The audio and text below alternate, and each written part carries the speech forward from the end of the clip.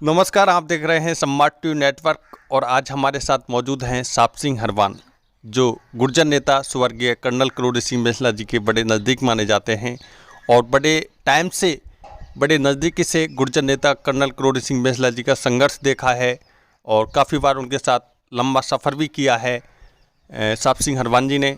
आज हम तमाम बातों को लेकर चर्चा करना चाहेंगे। क्या चाहते थे स्वर्गीय कर्नल किरोड़ी सिंह बैंसला जी गुर्जर समाज के लिए? आइए हम आपको सीधे ही मिलाते हैं साप सिंह हरवान जी से। जी नमस्कार जी। नमस्कार सर, एक बार आपका पूरा परिचय दे दीजिए आप। मैं साप सिंह हरवान, जी गांव नया गांव, तहसील टोडा भीम, जी जिला करौली। सर्वप्रथम मैं आपका स्वागत करता हूं। Thank you. इसके पश्चात ऐतिहासिक योद्धा, समाज के मसीहा स्वर्गीय कर्नल बैंसला साहब को नमन करता हूं जी और इसी के साथ मैं आपसे आग्रह करता हूं कि आप जो भी जानना चाहें उस संदर्भ में प्रश्न आपकी तरफ से होंगे, जी उत्तर मेरी तरफ से होंगे। जी साप सिंह जी, हम आपसे सबसे पहले जो एक सवाल करना चाहेंगे। आप एक आप एक शिक्षक भी हैं, लोगों को आप जो बच्चों हैं उनको एक शिक्षा भी प्राप्त कराते हैं, साथ में एक समाज को मोटिवेट भी करते हैं, सब समाज में एक संदेश भी देते हैं कि शिक्षा कितनी ज़रूरी है। साथ में आप कर्नल किरोड़ी सिंह बैंसला जी आज नहीं रहे दुनिया में, तो कर्नल बैंसला जी को लेकर आप क्या कहेंगे, क्या संदेश देना चाहेंगे उनके संघर्ष को लेकर? कर्नल बैंसला साहब के संघर्ष को लेकर मैं आपसे इतना कहना चाहूँगा कि सन 1991 में जी मेरी और उनकी मुलाकात हुई थी। वो फौज से जैसे ही लेफ्टिनेंट कर्नल पोस्ट से रिटायरमेंट हुए तो एक सामाजिक मीटिंग का आयोजन किया गया था ग्राम मुंडिया में। जी वहाँ मैं संचालन कर रहा था, तो उन्होंने, कर्नल साहब भी वहाँ उपस्थित थे, तो उन्होंने मेरा परिचय पूछा। फिर I was very lucky, Sunita दीदी की शादी में 12-13 आदमी की बारात थी और 10-20 मेहमान थे, क्योंकि वो कुरीति मुक्त समाज तो चाहते ही थे। जी बिल्कुल। ये तो समाज सुधार की सभाओं से पहले की बात है। जी तो मुझे आमंत्रण मिला जी। बड़ा खुश हुआ। धीरे धीरे मुंडिया और नएगांव में ज़्यादा दूरी नहीं, हाँ बिल्कुल।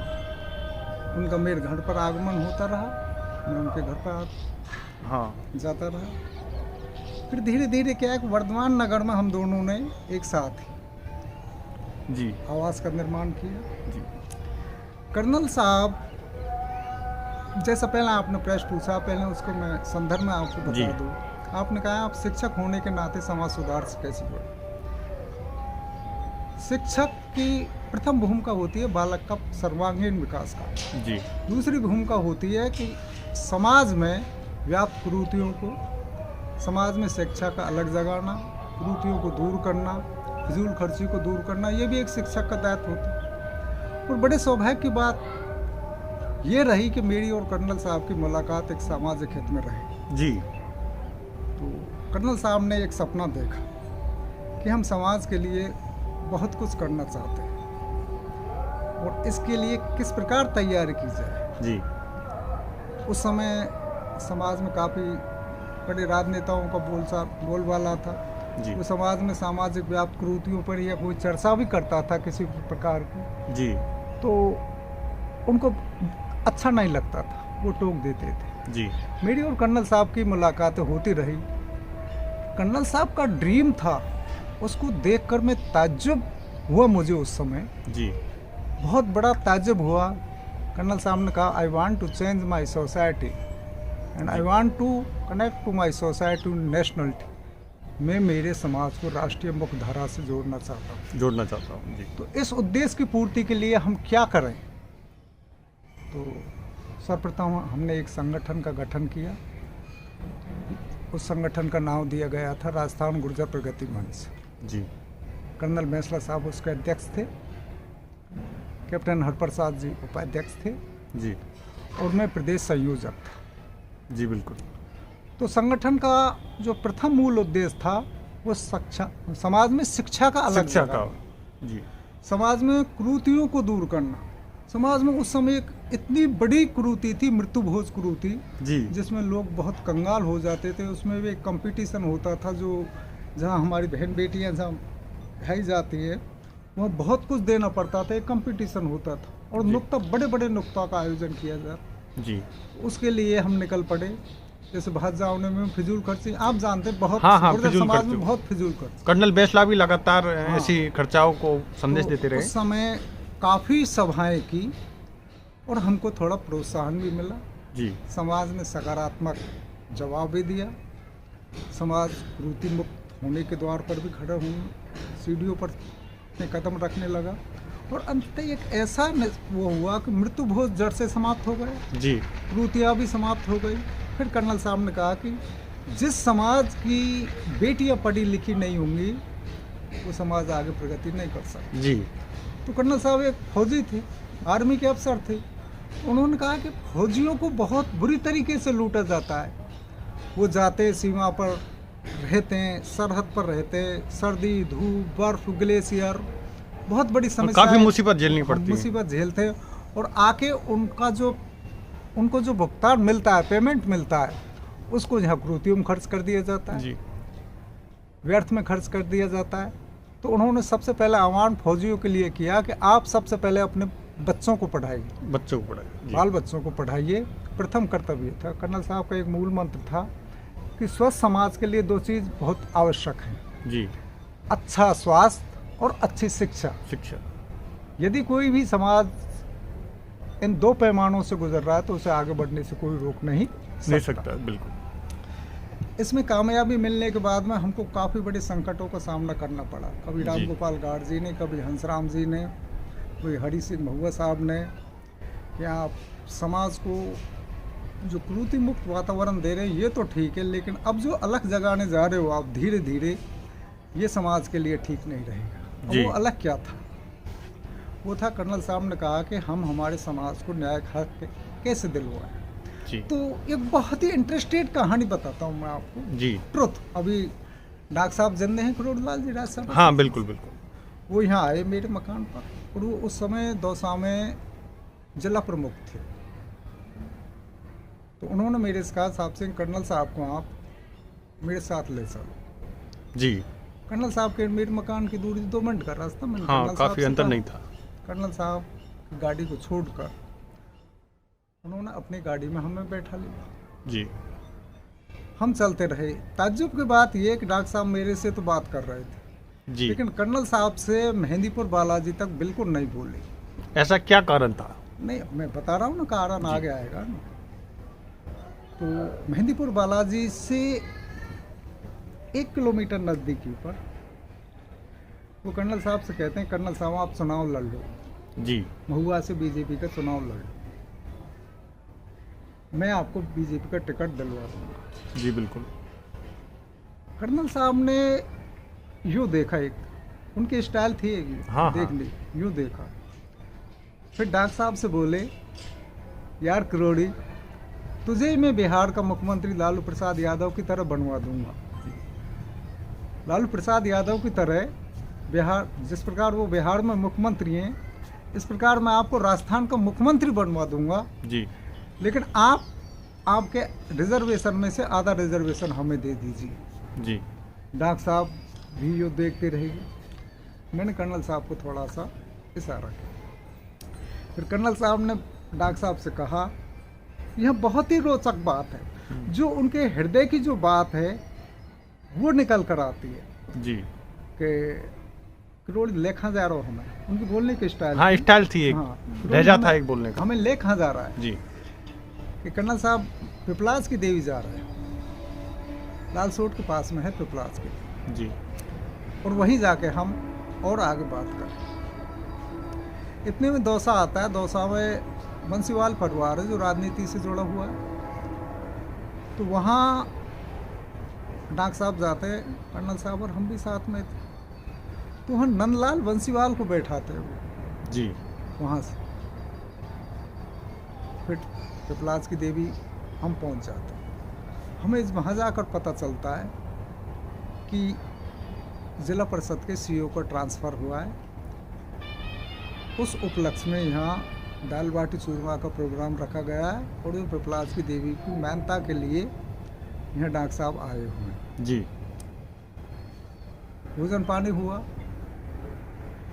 अब listen to my here please. जी what is the hurt of colonel मेसला? I wonder this. डॉक्टर साहब ने कहा, हे माँ, मुझे बावनवास से आपके विधायक बना दो। डॉक्टर साहब उस समय हीरालाल मीणा से हार गए थे बावनवास से। जी तो ये गोठिया था, शायद वो गुर्जर ही था। जी जी तो उसने कहा आप बावनवास से जीते, जी आप बावनवास से जीते। जीतोगे। फिर नंदलाल बंसीवाल ने कहा कि हे माँ, मुझे आपके दौसा से जयपुर पहुंचा दो विधायक के रूप जी कि आप भी जीते। मुझे आश्चर्य हुआ, मैंने कहा इसके बड़े भाई को कांग्रेस का टिकट मिल गया, अरे ये विधायक बन के कैसे वहां पहुंचे। हाँ बिल्कुल। फिर वो पहुंचा, अभी बंसीलाल जी पहुंचे, बड़े भाई को भी हराया जो कांग्रेस का टिकट। जी कर्नल साहब से कहा कि आप भी कुछ मांग लो। कर्नल साहब ने कहा कि हे पिपलास माँ, यदि आप हो जी तो मैं मेरे समाज के लिए रिजर्वेशन आरक्षण मांगता हूँ। जी वही देखते रह गए। वहाँ से आने के बाद में डॉक्टर साहब ने कहा कि साहब सिंह, इसके इरादे तो कुछ और ही हैं। जी मैंने कहा सर आई डोंट नो, मैं नहीं जानता, लेकिन जो कह रहे तो इरादे होंगे निश्चित। जी उसके बाद में दौसा आए, दौसा से हमें बलराम था, उनका कोई ड्राइवर, वो यहाँ छोड़ गया। जी तो कर्नल साहब ने कहा कि मैंने संकल्प तो ले लिया, लेकिन इसको पूरा कैसे करें। मैंने कहा sir I am government servant, so I can't direct connect the such union जी that is against the government and that is going to be hesitation movements में एक सरकारी कर्मचारी, तो मैं ऐसे आंदोलन से जुड़ नहीं सकता। जुड़ नहीं सकता। जी तो आप राजस्थान गुर्जर प्रगति मंच का नाम बदलकर गुर्जर आरक्षण संघर्ष समिति कर दीजिए। जी कर्नल साहब ने प्रगति मंच तो जो कि तो रहा, पर गुर्जर आरक्षण संघर्ष समिति का गठन कर दिया। गुर्जर आरक्षण संघर्ष समिति का गठन करने के बाद में जगह जगह गांवों में सभाएं करने लगे। जी तो वहाँ भी विरोध होने लगा कि इम्पॉसिबल इम्पॉसिबल, असंभव है। लेकिन एक फायदा कर्नल साहब को ये हुआ, संगठन को फायदा ये हुआ कि मीणा समाज हमारी सभाओं का विरोध करने लग गए। जी तो फिर गुर्जर जो भोला भाला गुर्जर था और जो रिजर्वेशन मुद्दे को समझ नहीं पा रहा था, वो भी समझा कि कर्नल साहब ने जो कुछ मुद्दा उठाया है इसमें बहुत रहस्य या गहरी बात है। उसके बाद में लगातार सभाएं चलती रही।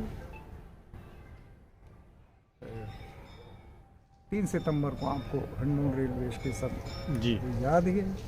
उसके बाद में तो आपको सारी बातें याद हैं, और भी मैं रोचक बात बताऊंगा, लेकिन मैं चाहता हूं कि पहले आप कोई ऐसा प्रश्न पूछें जिसकी आपको जिज्ञासा हो, जो चैनल को नई चीज़ मिल सके।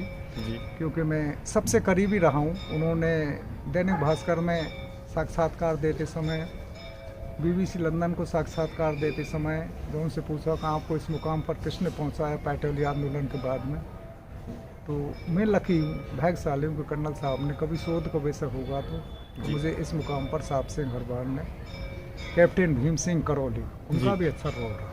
हाँ योगदान था। कैप्टन हरप्रसाद तंवर, इन्होंने इस मुकाम पर पहुंचा है। जी आगे नेक्स्ट। मैं आपसे सवाल करना चाहूँगा, और ये जनता का सवाल है जी साहब सिंह जी, कि जब कर्नल करोड़ी सिंह बैसला जी ने शुरुआत की, जी क्योंकि आप शुरुआत में साथ थे, जी और तो आपको कैसा लगा कि ये जो शुरुआत की है कर्नल करोड़ी सिंह बैसला जी ने, ये सफल हो पाएंगे? इतने बड़ा संघर्ष की, क्योंकि बहुत बड़ा संघर्ष कह सकते हैं इस चीज़ को, क्योंकि समाज को मोटिवेट करना, साथ में एक उनका हक दिलाना, तो आपको क्या लग रहा था उस टाइम पर? नहीं, मुझे तो ये लग रहा था, पॉजिटिव लग रहा था। उसका एक कारण था, जी कर्नल साहब बहुत बड़े अध्ययनशील थे। वो फ्रांस की क्रांति, रसिया की क्रांति, जी अमेरिकन क्रांति, इंग्लैंड की क्रांति, लेनिन, मार्क्सवाद, बड़ी बड़ी क्रांतियों को पढ़ते थे। और वो ये कहते थे, नेपोलियन बोनापार्ट ने कहा है कि दुनिया में कुछ भी असंभव नहीं है। तो मुझे तो लग तो रहा था, क्षमता दिखाई दे रही थी। भाई जो निजी कुछ स्वार्थ, वो बाद में ये बात की बात है, जो राजनीतिक वो आए वो बात अलग है। बाकी उनके 3 बेटे अफसर, बेटी भी कमिश्नर और स्वयं कर्नल रैंक से रिटायरमेंट, तो आर्थिक दृष्टि से तो कोई वो थी नहीं। बिल्कुल। हाँ, कभी कभी ये जरूर कहते थे major Jaswant Singh may be the foreign minister and defence minister of the India, तो भाई नॉट कर्नल बैसला, क्यों नहीं हो सकता। तो उनको हृदय में जो उत्कृष्ट जज्बा था जी, उत्कृष्ट, आप यहाँ नोट कीजिए। बहुत बड़ी समस्या है, कभी कभी तो गाड़ी में धक्का देना पड़ा, बिहड़ों में जाना पड़ा जी, जहाँ लाइट नहीं, सड़क नहीं, पानी नहीं, वहाँ जाके जो मीटिंगें की, सभाएं की, तो मुझे लग तो रहा था। और फिर आपने जो पूछ लिया तो मैं आपको बात बताऊँ कि उस समय मेरी पोस्टिंग निसूरा गांव थी जी। तो हम निसूरा से एक बरिगमा गांव होकर आते थे। तो जैसे ही हमने इस संगठन का गठन किया था तो एक पंडित बड़ा प्रसिद्ध था, तो मैंने उससे पूछा महाराज हमने इस संगठन का गठन किया है, इसका अंत क्या होगा। फिर क्या हुआ, थोड़ा जोर से बोलो। जैसे ही हम पंडित जी के पास में आए जी, बरेगमा पंडित थे, काफ़ी प्रसिद्ध थे वो। मैंने संगठन का जैसे ही नाम बताया तो उन्होंने खोला अपनी जो होती है पत्र जी, उसको देख के कुछ समय सोचने के बाद में जी वो बड़े चिंतित होकर बोले, आपने तो ऐसे संगठन का निर्माण किया है कि ये हिंदुस्तान में खून खराबा मचाएगा जी। तो मेरे उस समय विश्वास नहीं आया था बिल्कुल, हमारा उद्देश्य ऐसा है ही नहीं कोई खून खराबे जी।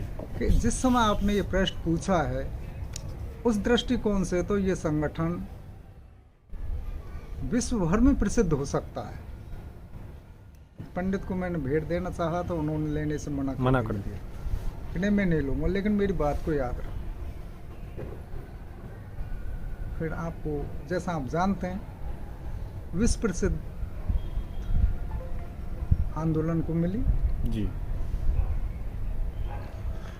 कर्नल बैसला जी हमेशा कहते थे शिक्षा को लेके, एक उनका मेन फोकस था शिक्षा को। एक जो उनके समाज थी गुर्जर समाज, वो हर बच्चा जो आने वाली जनरेशन है वो अनपढ़ ना रहे, एक शिक्षा में सभी हो, क्योंकि वो हमेशा कहते थे मुझे शिक्षा माँ की ज़रूरत है।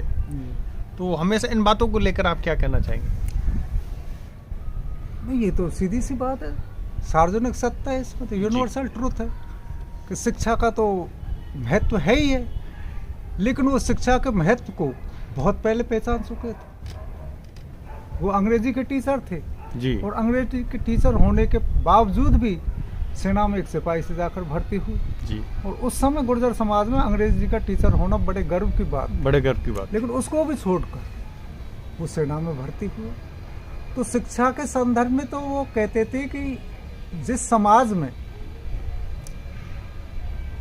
शिक्षित लोग नहीं है या वक्त के अनुरूप शिक्षित नहीं है, वो समाज कभी भी प्रगति के साथ में कदम नहीं मिला सकता, वो समाज कभी भी राष्ट्रीय धारा मुक्त नहीं जोड़ सकता। और इसके लिए विशेष रूप से बेटियों को शिक्षा पर देना जोर जरूरी है। उन्होंने एक बहुत ही मार्मिक बात बताई साहब से, सुनीता जी जयपुर पढ़ती थी महंगे स्कूल में जो गायत्री टेक्नोलॉजी जी। तो एक स्थिति तो ये आई कि मुझे हिंडौन के मेरे प्लॉट बेचने पड़े अपनी बेटी की शिक्षा के लिए। तो वो शिक्षा बहुत महत्व देते, विशेषकर बच्चियों की शिक्षा पर बहुत महत्व देते थे।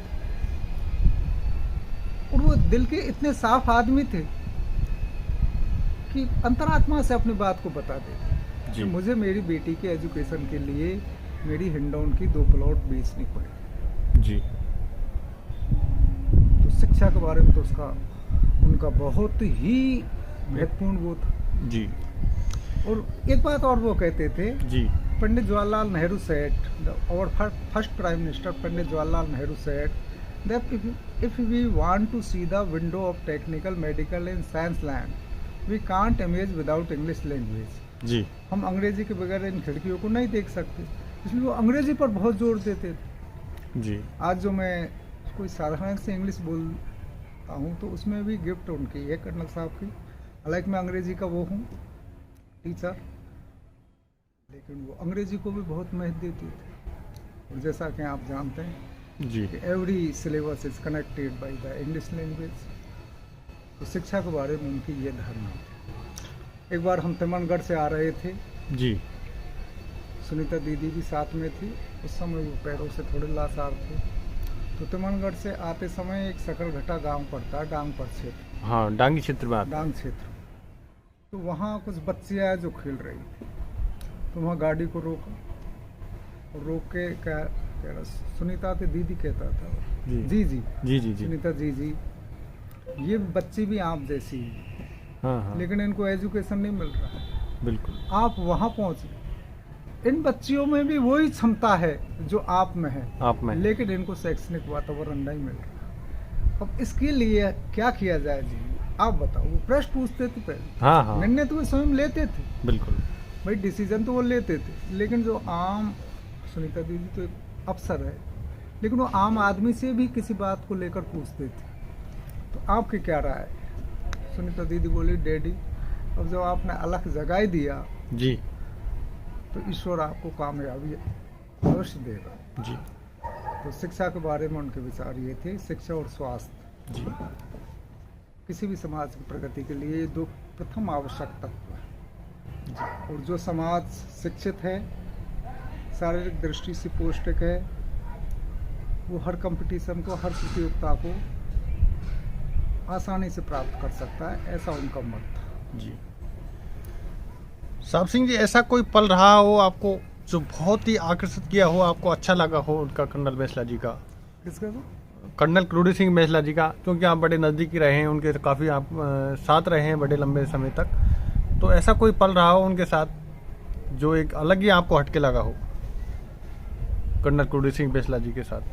कर्नल बैसला जी का जो कोई ऐसा पल था और आपको वो अच्छा लगा हो उस समय, तो ऐसी मुझे- एक दो चीज़ बताइए। मुझे सबसे अच्छा जो लगा, जी वो मुझे भी कभी कभी याद करके हंसी आ जाती है। श्री रघुवीर सिंह जी कौशल भाजपा के प्रदेश अध्यक्ष थे। जी उनके महुआ में उनका आगमन हुआ। तो डॉक्टर साहब ने, प्रभुलाल जी ने मेरे से कहा कि आप कर्नल साहब को रघुवीर सिंह जी कौशल के पास में ले जाइए। कर्नल साहब मेरे निवेदन पर चले गए। तो रघुवीर सिंह जी कौशल ने कहा कि हम आपको राजनीति में उतारना चाहते हैं,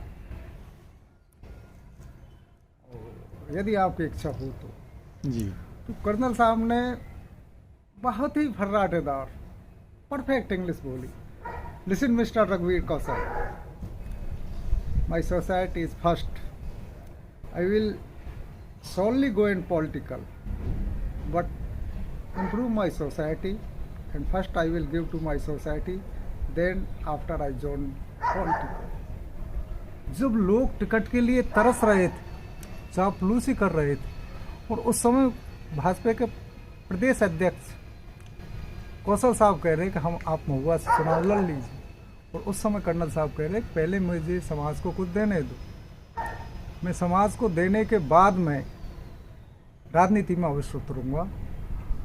फिर मुझे हंसी क्यों आ रही है जी मेरे से? फिर कर्नल साहब कह रहे यार ये कौशल साहब तो इंग्लिश ही नहीं समझते। मेरे से थोड़ी मैंने अंग्रेजी बोलकर बिल्कुल बिल्कुल मेरी उस परफेक्ट इंग्लिश को समझ नहीं पाए। हाँ हाँ तो बहुत अच्छी ऐसी यादें थी। कभी कभी उनकी जो बात अच्छी लगती थी, जैसे हम डांगपर क्षेत्र में जाते, ब्रेट ऑफ ब्रेट ही है, मासलपुर से बोलते, जी तो साधारण से खान करने वाले आदमियों, खेतों में काम करते हुई महिलाओं को जी पूछते थे तुम कैसा खाना खाती हो, तुम्हें क्या मिल, शाम का खाना कैसा होता है, सुबह का खाना कैसा होता है, और आपके बच्चे कहाँ पढ़ रहे हैं, किस स्कूल में पढ़ रहे हैं, कैसी शिक्षा। उनके जवाब सुन के जो देसी भाषा में बोलते थे, बहुत देसी भाषा में, जो जिस परिवेश का वातावरण होता था उसी हिसाब से बोलते थे। फिर उनके हृदय में करुणा बढ़ जाती थी जी। अरे यार साहब से इस समाज के लिए तो कुछ करना ही पड़ेगा। शायद मुझे पाकिस्तान से इसीलिए बचाया। पाकिस्तान रहे थे वो 6 महीने। जी। पाकिस्तान से ईश्वर ने इसीलिए बचाया है कि मैं समाज को कुछ दे सकूं। तो बहुत ही महत्वपूर्ण बात। अंत में आप क्या कहना चाहेंगे गुर्जर समाज के लिए, क्योंकि आप कर्नल करोड़ी सिंह बैंसला जी नहीं रहे इस दुनिया में, तो किस हिसाब से गुर्जर समाज को, जो तुम्हारी समाज है गुर्जर समाज, उसको किस हिसाब से चलना चाहिए इस समय? क्योंकि एक मेन मुखिया था कर्नल करोड़ी सिंह बैंसला जी, आज नहीं रहे दुनिया में, तो आने वाली पीढ़ी को शिक्षा की ओर तमाम बातों को लेकर अंत में आप क्या कहना चाहेंगे? मैं समझता हूँ कि अभी गुर्जर समाज में पिछड़ापन व्यापक रूप से नहीं कह सकता तो अर्धव्यापक रूप से अभी भी व्याप्त है। जी। आप गुर्जर बहुल क्षेत्रों का भ्रमण करके देखिए तो कुछ समाज तो राष्ट्रीय मुख्यधारा से जुड़े हुए हैं। हमारे समाज में अभी भी ऐसी स्थिति है, जो पब्लिक स्कूलों में, बड़े बड़े स्कूलों में पढ़ रहे हैं, राष्ट्रीय मुख्यधारा से जुड़ी हुई पत्रिकाएं पढ़ते हैं, इंग्लिश की पत्रिकाएं पढ़ते हैं, उनको बाल पोथी भी और सही ढंग से पेंसिल भी उपलब्ध है। जी। लेकिन संतोष की बात यह है कि गुर्जर समाज में शैक्षणिक जागरूकता उत्पन्न हुई। जी। संघर्ष की क्षमता भी उत्पन्न हुई, ऊर्जा भी एक समाज में उत्पन्न हुई, तो धीरे धीरे परिवर्तन होगा। जी। कर्नल साहब समाज को वो दे गए कि काफी लोग उनके अनुयायी हैं। जी बिल्कुल। भाई एक छाप छोड़ गए वो, काफी लोग उनके अनुयायी हैं, तो वो निश्चित रूप से इस सिलसिले को, इस क्रम को जारी रखेंगे और जब तक नहीं रुकेंगे, जब तक कि समाज राष्ट्रीय मुख्यधारा से नहीं जुड़ जाए। आज गुर्जर समाज को विश्व में जानता है। आज कोई भी किसी प्रकार का आंदोलन होता है तो उसमें सबसे पहले गुर्जरों के आंदोलन का उदाहरण दिया जाता है। लेकिन अभी काफ़ी पिछड़ापन है, तो इसके लिए हम प्रयासरत हैं। जहाँ जिस क्षेत्र में पिछड़ापन है उस क्षेत्र में सभाएं भी करेंगे, और जहाँ कहीं भी समाज का हक मारा जाएगा वहाँ आंदोलन भी किए जाएंगे। जी। सकारात्मक आंदोलन किए जाएंगे। और कर्नल साहब जो कुछ अधूरे सपने छोड़ गए, जी, उन सपनों को भी पूरा किया जाएगा। जी।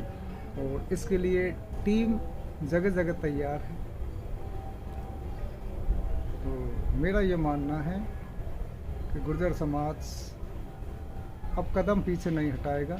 जी। किसी भी क्षेत्र में सकारात्मक रूप से, पॉजिटिव रूप से, अहिंसात्मक रूप से, शांतिपूर्वक ढंग से अपने हकों को भी प्राप्त करेगा। और राष्ट्रीय मुख्यधारा से यूपीएससी, आरपीएससी, स्टेट एग्ज़ाम है, जी, या एनडीए की जो एग्ज़ाम है, मिलिट्री के अफसरों के एग्ज़ाम है, या जो एक सिपाही से लेकर हाँ, एक मेजर जनरल तक, जी, या एजुकेशन में एक सहायक कर्मचारी से लेकर डिप्टी डायरेक्टर तक, या किसी भी डिपार्टमेंट में, जी, भरपूर कोशिश की जाएगी। चेतना इतनी आ गई, जगह जगह गुर्जरों के कोचिंग सेंटर भी खुल रहे हैं और निःशुल्क सेवाएं भी गरीब छात्र छात्राओं को दी जा रही है। जी। तो मिशन तो अब अधूरा नहीं रहेगा। बहुत बहुत शुक्रिया साहब सिंह जी, आपने हमारे लिए कीमती समय दिया। आपका बहुत बहुत धन्यवाद। Thank you.